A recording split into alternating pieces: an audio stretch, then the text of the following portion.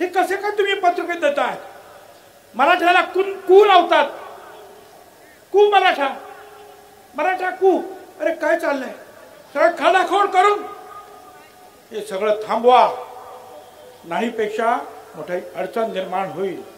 लढाई तर आम्ही लढणार आहोत, कोर्टात पण लढणार, सगळीकडे लढणार, परंतु राजकीय लढाई सुद्धा आम्हाला कदाचित लढावी लागेल. आतापर्यंत आमच्या ज्या नेत्यांनी सांगितलं, त्यांनी सांगितलं ना धनंजय पाटलाने की ओबीसीना पाडा,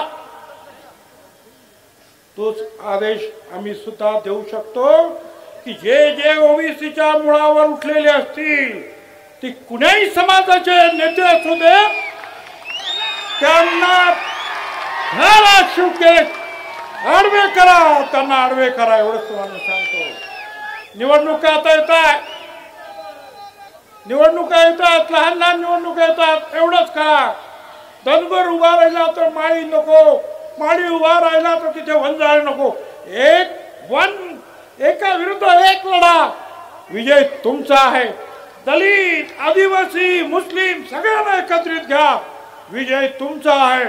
जर तुम्ही अशा रीतीने जर लोकांना मार्गदर्शन करत असाल तर आम्हाला सुद्धा ते करताय. एका मोठ्या नेत्यानं मला फोन केला विरोधी पक्षाच्या की आम्ही दरंगीला त्या दरिंदीला भेटायला गेलो तर तुम्ही आमच्यावर टीका करता आणि तुमचे हे विखे पाटील कारण नसताना परत परत जातायत, तेव्हा तुम्ही का गप्प बसतात? मला त्यांना सांगायचं, आम्ही त्यांना सुद्धा सोडणार नाही, गप्प बसणार नाही. आणि या बीजेपीच्या नेत्यांना सुद्धा सांगतोय, तुमच्या लोकांना आवरा. तुम्ही आता केलात ना, आम्ही कोर्टात लढू.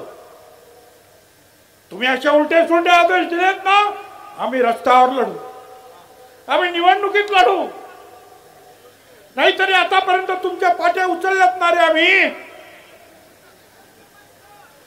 एक दिवस असा येईल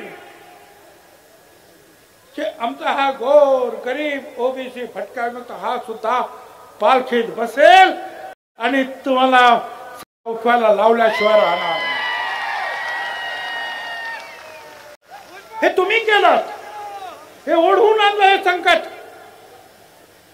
मराठा समाजातील नेत्याने मी जेव्हा सांगतो अरे बोलायचं हवं, सगळे तर मूग घेऊन बसलेले आहेत, त्याचा अभ्यास नाही, आरक्षण कशासाठी हे खातात हे माहित नाही, तो सांगतो आणि तुम्ही टाळ्या वाजवता, गप्पा बसता फक्त राजकीय फायद्यासाठी. तुमचा राजकीय फायदा जर त्याच्यात असेल तर राजकीय नुकसान कसं करायचं हे सुद्धा मला माहिती आहे, हे तुम्ही लक्षात ठेवा. एक बार खडे रहने तो बैठ गया. आतापर्यंत खूप आम्ही सहन केलं, प्रेम आण रहा मेरा. पण जेव्हा आम्हाला कळलं चुप रहकर क्या मिलता है आखिर, चुप रहकर क्या मिलता है आखिर, दिल का दर्द ही बढ़ता है, उठानी पड़ती है आवाज जब पानी सर के ऊपर चढ़ जाता है. आम्ही आतापर्यंत गप्प बसलो, जाऊ द्या जाऊ द्या. अरे किती गप्प बसायचं. हा, त्यांनी बोललं तर ते चालतंय. मी 374 जातींसाठी बोललो आणि आम्ही बोललो सगळं तर आम्ही जातीवादी. अरे आम्ही सांगतो का की तुम्ही बाबा तुमचं वेगळं घ्या, आमच्या आरक्षणाला धक्का लावू नका. आणि हे काय सांगणार, अहो तुमच्या आरक्षणाला कुठे धक्का लागला, धक्का लागला. आज इथे लाखो लोक बसलेले आहेत, जेवढे आत आहेत ना तेवढे बाहेर आहेत. हे तुमचे ड्रोन फिरतायत, दाखवतायत. सांगा या 1,00,000-2 लाखांमध्ये अख्खं आयुष्य गेला हे लढण्यामध्ये. आम्हाला मूर्ख समजू नका. एक आवाज जर बंजारा समाजाने दिल्याबरोबर आदिवासी समाज उठला. मला त्याबद्दल जास्त काय बोलायचं नाही, पण आम्ही मात्र गप्पा बसायचा आहे आणि मराठा समाजाला आमच्या बोकांडी बसून घ्यायचा आहे. कुठला न्याय आला? ईडब्ल्यूएस तुम्ही घेणार, मराठा आरक्षण तुम्ही तुम्ही घेणार, ओबीसी मध्ये तुम्ही घेणार. अरे महाराष्ट्र काही 7 बारावर दिला का रे लिहून तुमच्या?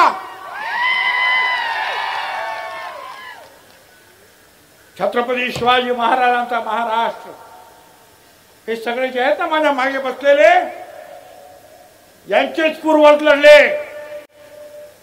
अरे बेरड समाजाचा आमचा बहिर्जी नाईक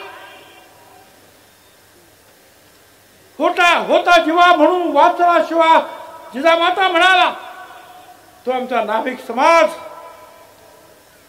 जेव्हा महाराष्ट्रा शिवा काशीचा ब्राह्मण समाज सुद्धा लढला. बाजी प्रभू देशपांडे, रायबा महार लढला, मुस्लिम सरदार लढले. आणि आज तुम्ही शिवाजी महाराजांचं नाव घेऊन, मगाशी सांगितलं आमच्या राजाराम पाटलांनी, हा आगरी कोळी समाज महाराजांनी पहिला आरमार निर्माण केला या देशात आणि सागरी सरहद्द त्याचं रक्षण केलं. ते सगळे आज परागंदा होणार आणि ते पण तुम्ही शिवाजी महाराजांचं नाव घेणार आणि आमच्या लोकांना मारणार, डोकी फोडणार. पोलिसांना माझं सांगणार, प्रत्येक वेळेला मला फोन करावा लागतो,